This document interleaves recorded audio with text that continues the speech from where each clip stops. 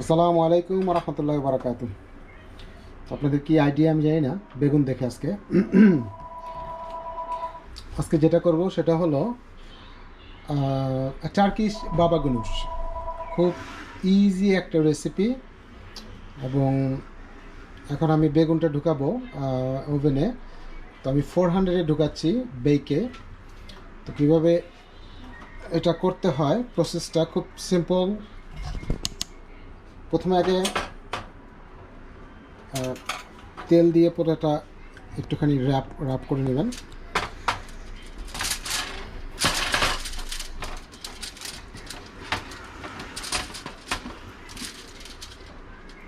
তারপরে একটু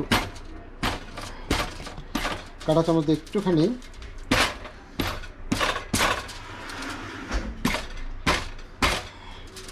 এভাবে করে দিবেন। That's it. এটা করে এখন আপনি ওভেনে ঢুকাই দেবো। আপনি 400-এ বেক। এটা অন্তত ঘন্টাখানিক লাগবে। আমি 400-এ আস্তে আস্তে করবো, মানে আমি খুব একটা পুরবো না। তারপর আবার এটা হওয়ার পরে আমি বাকিটা দেখাচ্ছি। খুবই ইজি রেসিপি। আর আপনারা আশা করি বেশি বেশি করে শেয়ার করছেন।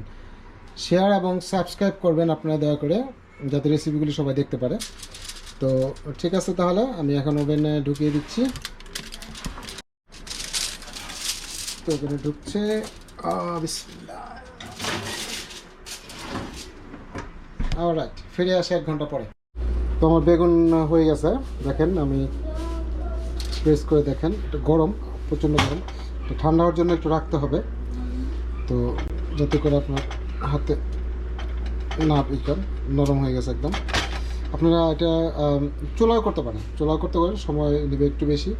আবার লম্বা বেগুনও করতে পারেন। লম্বা বেগুন দিয়েও সময় কম লাগবে চুলাতে। তবে আমি প্রেফার করি এটা, কারণ এটা অনেক মিটি।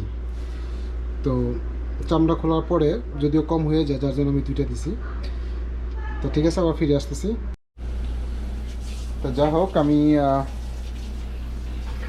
এখন দেখেন কী কী ইনগ্রেডিয়েন্টস দিচ্ছি। সেটা হলো 2 teaspoon lemon juice, 1 table spoon garlic smash করে দিয়েছি আমি। আসলে এখানে 3টা গার্লিক স্ম্যাশ করা, 3টা গার্লিক খোয়া। আর এখানে আসলে 1 table spoon তাহিনি sauce 1 table spoon নিচ্ছি আমি। আর এখানে নিচ্ছি হলো ব্ল্যাক পেপার 1 টিস্পুন। আর অবশ্যই তেল এবং লবণ যাবে পরিমাণ মতো। তো আর একটা নিয়েছিলাম ফুড প্রসেসর করবো। আগে আমি বেগুনটা ছাড়িয়ে নিই। খুব ইজি, বেগুনটা আমি ছাড়িয়ে নিচ্ছি।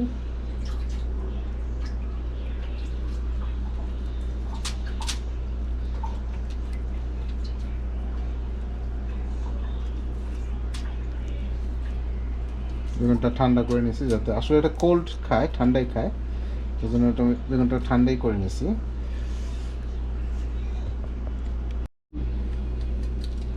তো দেখেন, আমার বেগুনটা ছোটানো শেষ।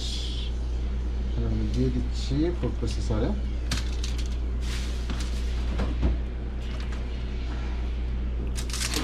এটা সরিয়ে ফেলেই।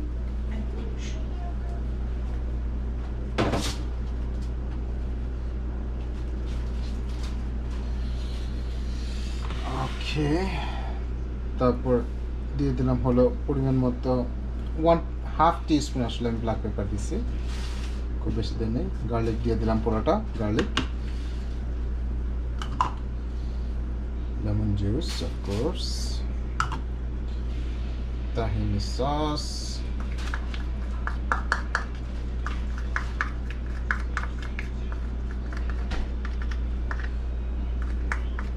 তাহিনি সসটা একটু ভালো কোয়ালিটির কেনার চেষ্টা করবেন, কারণ ভালো কোয়ালিটিতে কিনলে পরে একটু ফ্লেভারটাও খুব মজা হয়।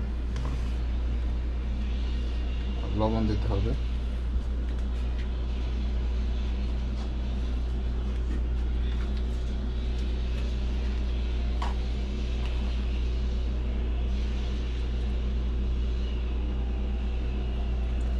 তো আমি লবণ দিয়ে দিচ্ছি হলো অ্যাবাউট 1 টিস্পুন বলা যায়। আর দিব হলো অলিভ অয়েল।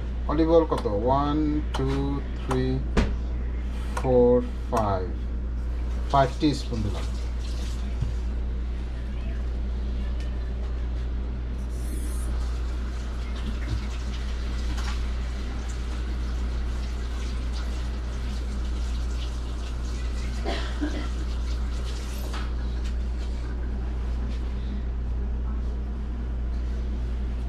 তো দেখি এখন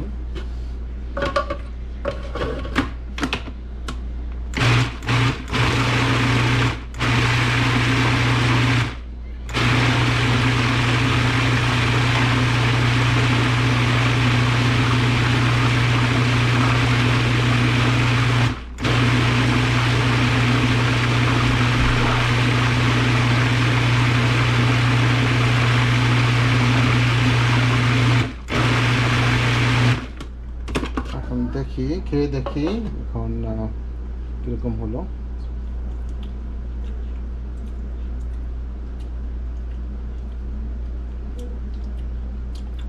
সবই ঠিক আছে, আরেকটু তাহিনি সস লাগবে, তাহিনি সস আরেক চামচ দিয়ে দিব। এক্সিলেন্ট একটা খাবার হয়েছে। আমি এর সাথে আরও 2 টিস্পুন, টোটাল আপনারা 3 টিস্পুন তাহিনি দিবেন 2টা বেগুনে, 4টাও দিতে পারেন, মানে পার অত বড় বেগুনে আপনি বড় বেগুনে 2 টিস্পুন করে এক একটা বেগুনে। তো দেখুন একদম স্মুথ হয়েছে, একদম স্মুথ। তো লবণ টবণ সবই ঠিক আছে। তো আমি আপনি প্লেটিং করে দেখাচ্ছি। আর এগুলো হলো খুবই ইজি একটা প্রসেস এবং খুব মজার একটা খাবার। আমরা তো দেশি বেগুন ভর্তা খাই, কাঁচামরিচ পেঁয়াজ ইত্যাদি, কিন্তু এর মধ্যে দেখেন গার্লিক আছে যেটা আমরা ভর্তায় দিই না, তাহানি আছে যেটা আমরা বাংলাদেশি বেগুন ভর্তা দিই না। সো এটা হচ্ছে ডিফারেন্ট টেস্ট। আর এটা পিঠা দিয়ে খাবো। তো ঠিক আছে, আর আপনারা আমার এই চ্যানেলটা বেশি করে শেয়ার করবেন। ওই যে আগেই বলছি যে সবাই দেখুক, সবাই খাক, আমরা সবাই বিভিন্ন খাবার খেতে পারি যদি সবাই শেয়ার করি। এবং আমার রেসিপিগুলো খুবই ইজি রেসিপি, খুবই ইজি রেসিপি, সিম্পল, এটা সবাই করতেও পারবেন এবং ইনগ্রেডিয়েন্টসগুলো খুবই প্রাপ্য, মানে দুষ্প্রাপ্য না, মানে হাতের কাছে সব পাবেন।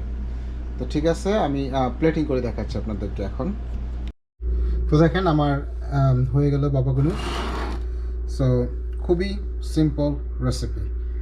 তো ঠিক আছে, আজকের জন্য আল্লাহ হাফেজ। এটা আপনি নান দিয়ে খেতে পারেন, নান দেওয়াটাও ভালো, নানটাই আসলে প্রেফারেবল, অথবা পিতা ব্রেড। তো ঠিক আছে, আজকের জন্য সবাইকে শুভরাত্রি। আসসালামু আলাইকুম রহমতুল্লাহি ওয়া বারাকাতুহু।